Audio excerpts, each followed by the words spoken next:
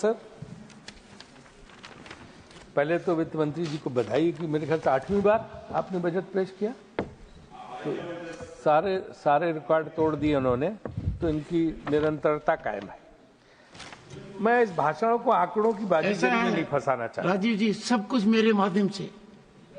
हाँ, अच्छा, बधाई भी आपके माध्यम से है, बधाई भी मेरे माध्यम से। And you can be fully assured कि मेरे यहाँ पर किसी प्रकार का टैक्स डिडक्शन नहीं होगा। I will pass on as it is. तो मैं इस भाषण को एक आम आदमी के भाषण के रूप में रखूंगा, आंकड़ों की बाजीगरी में मैं नहीं जाता, क्योंकि मैं योजना मंत्री रहा हूं। मैंने देखा आंकड़े जो आते हैं नीचे वो नजर नहीं आते सर। नीचे कुछ और माहौल रहता है, ऊपर आंकड़ों में सब कुछ अच्छा दिखता है, लेकिन आंकड़ों में जो दिया जाता है वो नीचे नहीं दिखा जाता। आज अगर मैं पूछूं आपसे कि नीचे जाके अगर आप कोई सर्वे करो, कौन खुश है? आप देखिए, किसान खुश है कि मजदूर खुश है कि छात्र खुश है कि युवा खुश है कि महिलाएं खुश है कि छोटे व्यापारी खुश हैं कि उद्योगपति खुश हैं कि आप ये देखिए कि मैं तो यहाँ कहूँगा क्या पत्रकार खुश हैं, MSME जो उद्योग लगाते हैं वो क्या खुश हैं? कोई गरीब, चाहे सरकारी कर्मचारी, चाहे शिक्षक, यहाँ तक कि जो सांसद भी बैठे नेता, वो भी अंदर से कोई बहुत खुश नहीं है। अंदर से बाहर तो अंदर से उनकी भी अंदर दर्द फूटता। तो ये कुछ होना चाहिए। मैं इसमें कोई आलोचना नहीं है कि ऐसे कुछ सरकार की नीतियाँ होनी चाहिए, ऐसे स्कीम होनी चाहिए। कितने 124 जो है स्कीम्स थी योजना आयोग में, और जिसमें 74 जो है वो 30 के करीब फ्लैगशिप स्कीम थी, और 74 स्कीम्स को जो है उसको घटा के 74 पे लाना था। वो उन फ्लैगशिप स्कीम्स में इतना पैसा जाता है, लेकिन नीचे दरअसल वो भी नहीं पहुंचता। कितनी भी कोशिश की, नीचे नहीं पहुंचता, इसलिए वो खुशहाली नहीं आती है। तो इसलिए ये बड़ी जिम्मेदारी सरकार की बन जाती है कि कैसे जो है उन स्कीम्स का एक एक पैसा सही व्यक्ति के पास और सही जगह पहुंचे, जिससे उसका फायदा मिले। अब युवा कौन दुखी है? बेरोजगारी, 45% बेरोजगारी बढ़ी है। गांव में लोग बैठे हुए हैं। कोरोना के बाद बहुत लोग गांव चले गए थे, तमाम शहरों से नौकरियां छोड़ छोड़ के, क्योंकि एक भय था। वो कोई लौट के नहीं आए, मुश्किल से 10% लोग लौट के आए होंगे। वहां भाई भाई लड़ रहे हैं, 2 बीघा जमीन है, उसमें दोनों भाइयों में झगड़ा हो रहा। उनको कैसे वापस लाया जाए, ताकि जो मजदूरों की कमी हो गई है उद्योग में, सब जगह, हर जगह, चाहे वो कृषि उद्योग हो, चाहे वो सूरत का हीरा उद्योग हो, चाहे टेक्सटाइल उद्योग, चाहे मुंबई हो, चाहे बेंगलोर का हो, वो जो है सब गांव में बैठे आपस में, बेचारों के बीच में लड़ाई हो रही है। खाने पीने का जो संकट है, जो पहुंच जाता है उससे खाना होता है। उनको कैसे प्रेरित करके उस युवा शक्ति को, क्योंकि हमारा यही तो क्लेम था कि 60 करोड़ युवा शक्ति भारत के पास है, और दुनिया में किसी के पास नहीं, सबकी पॉपुलेशन बूढ़ी है। अगर उस युवा शक्ति का हम इस्तेमाल नहीं कर पा रहे, अगर युवा शक्ति जो है बैठी हुई है घर में, तो फिर ये बहुत बड़ी जिम्मेदारी हम सब की बन जाती है कि उनको कैसे वापस काम पे लगाया जाए। तो एक वो बहुत बड़ा चैलेंज है जो हमें देखना पड़ेगा कि जो लोग वहां पे गए, उसके लिए व्यापार बढ़ाना पड़ेगा। जो 30% MSME, जो छोटे छोटे उद्योग बंद हो गए, उनको कैसे रिवाइव किया जाए। उनको महंगी बिजली दर की वजह से, महंगी मजदूरी की वजह से, और बैंकों से भी सहायता नहीं मिलती, तो उनको कैसे पुनर्जीवित किया जाए ताकि लोगों को रोजगार मिल सके और रोज लोग वहां पे जाए। अब आपने देखा होगा कि इसमें एक बहुत बड़ा निर्णय जी, जो ये GST का है। हम ठीक है, आप प्रयास कर रहे हैं, सारे जितने वित्त मंत्री हैं, सबके काउंसिल है, सब कोशिश करते हैं और कैसे, लेकिन सिर्फ टारगेट होता कि रेवेन्यू बढ़ाओ, पैसा, मतलब ये लक्ष्य हो गया है। सफलता इसको मानी जाती कि इस बार हमने इतने पैसे इकट्ठे कर लिए GST से। कैसे किए, जरा इसको भी तो देखो। कैसे व्यापारी परेशान है, कैसे दुकानदार परेशान है, कभी ये दर्द भी देखो। कैसे GST वाले गलत तरीके से उनको धमका के, तंग करके, अगर GST 4 रुपए है तो 40 बता के कैसे ले रहे। क्योंकि इसमें आलोचना की बात नहीं है, ये दोनों पक्ष है, इसलिए प्लीज शांत रहो।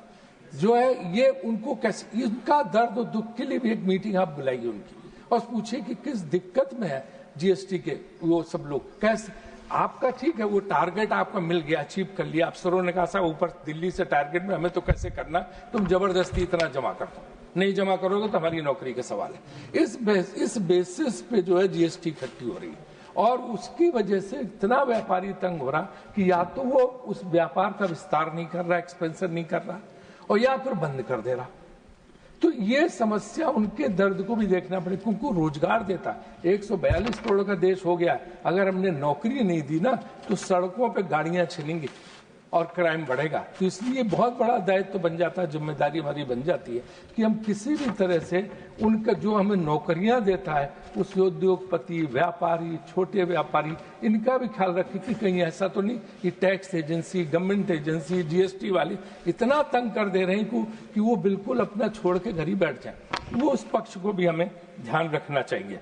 और इन्होंने जीएसटी गाथा तो बताई है हमारे राघव ने, तो उस पर तो मैं नहीं जाना चाहता उतना ज्यादा वहां पे।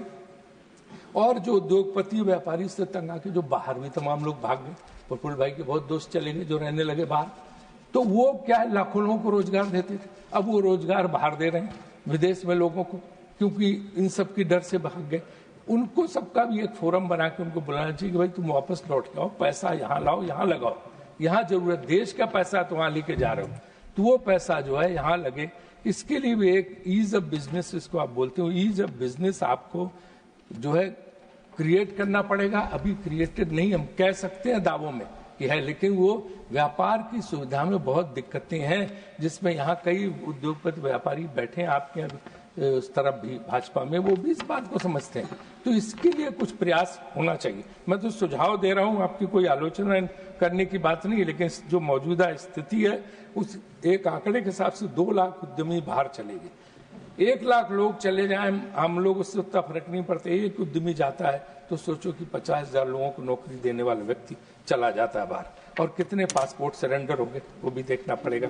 अच्छा, इनकम टैक्स स्लैब का जो आपने किया ठीक है, लेकिन उसका लाभ पूरी तरह से लोगों को मिल नहीं पा रहा।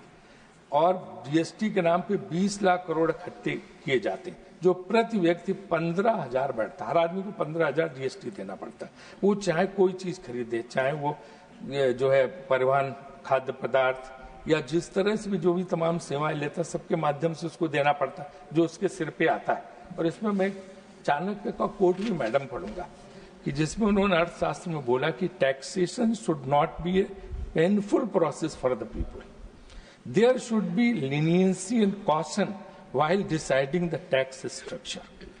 Ideally, government should not collect taxes like a honeybee, which sucks just the right amount of honey from the flower so that both can survive. Taxes should be collected in small and not in large proportions. तो शहद जैसे मक्खी फूल से निकाल लेती, फूल भी बच जाता है, लोगों को शहद भी बच जाता है। टैक्स का ही सिद्धांत चाणक्य ने रखा था। मुझे लगता है इस तरफ आप ध्यान देंगे जो चाणक्य ने कहा था। और डायरेक्ट टैक्स पे तो आपने कुछ राहत दी, लेकिन इनडायरेक्ट टैक्स की मार भी बहुत ज्यादा है, वो भी देखना पड़ेगा। इनडायरेक्ट टैक्स में आप देखिए कि जिस तरह से इनडायरेक्ट टैक्स का भार लोगों के ऊपर पड़ रहा है हर तरह से, उसको भी देखना चाहिए कि कैसे उसको हम कम कर सकते हैं। और जो न्यू इनकम टैक्स बिल आप लाने की बात कर रही हैं, उसमें सुना मैंने कि उसमें जो लोग अपनी ईमेल के जरिए, सोशल मीडिया के जरिए डेटा कलेक्शन के नाम पे उनकी प्राइवेसी और स्वतंत्रता के अधिकारों का हनन हो रहा है, तो प्रिकॉशन मैं समझता हूँ कि आप जरूर लेंगे। अब आता है कि जब ये सब टैक्स इतना ले रही हैं तो फिर समाज पे खर्च भी होना चाहिए। तो समाज पे जो खर्च है, सोशल स्पेंडिंग जिसको बोलते हैं, वो कम हो गई इसके मुकाबले, जबकि वो हमें बढ़ाना चाहिए था।